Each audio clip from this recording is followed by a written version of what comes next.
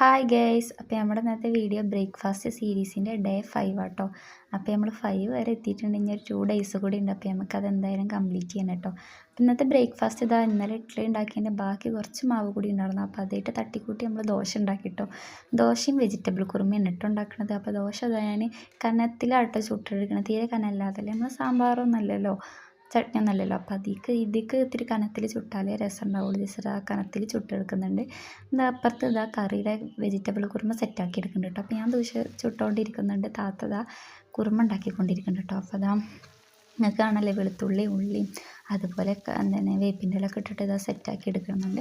കുറച്ചുകൂടി ഉപ്പിട്ടിട്ട് ഉള്ളി നല്ലോണം വാട്ടിയെടുക്കണം. അതിലേക്ക് ക്യാരറ്റും അതുപോലെ ഉരുളക്കിഴങ്ങും ഇടുന്നുണ്ട് കേട്ടോ. ഇതൊന്നുകൂടി അത് ആദ്യം ഇട്ടത് പെട്ടെന്ന് ഒന്ന് വെന്ത് വരട്ടെ വിചാരിച്ചിട്ട് ആദ്യം ഇട്ടിട്ടുണ്ട്.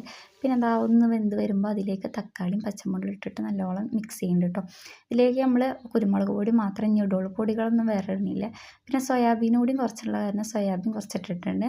ഇതാ എരിവിന് ആവശ്യത്തിനനുസരിച്ചിട്ട് നമ്മൾ പച്ചമുളക് ഇട്ടിട്ടുണ്ട്. അപ്പോൾ അത് ഓർമ്മയിൽ ആവശ്യത്തിനനുസരിച്ചിട്ട് കുരുമുളക് പൊടി ഇടാം കേട്ടോ.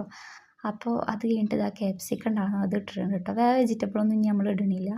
അതിലേക്ക് തേങ്ങാപ്പാൽ ഒഴിച്ച് കൊടുക്കുക കേട്ടോ. തേങ്ങാപ്പാൽ 1-ാം പാൽ 2-ാം പാലൊന്നുമില്ല, മൊത്തത്തിലാണ്ട് ഒഴിച്ച് കൊടുത്തിട്ടുണ്ട്. അത് കഴിഞ്ഞിട്ട് ഇതാ ഇത്തിരി കുറുക്കത്തിന് വേണ്ടിയിട്ട് കോൺഫ്ലവർ കലക്കി വയ്ക്കുക കേട്ടോ. അപ്പോൾ ഇതാ നല്ലോണം കുറുകി വരുന്നുണ്ട്.